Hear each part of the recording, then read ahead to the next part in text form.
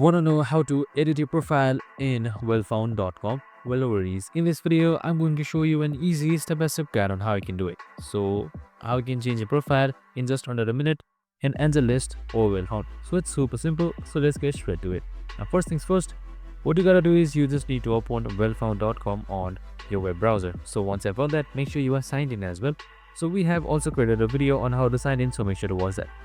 So, once you have done that, on the leftmost side, you should be seeing various options that you can choose from. And right below home, you should be seeing something known as profile. Just simply select it. So now once you have selected your profile, here you should be seeing various options. Now, in order to edit your profile, just simply select profile again.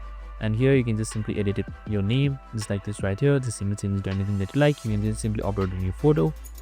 Now you can also change your based on your roles, your primary role, your experiences, your websites, and the websites that you can connect to, and once more. So once you've done all of that, just simply select save and you should be good to go. I hope this video helped. If it did, make sure to like, subscribe, and tune in with us for more of these videos. See you in the next one.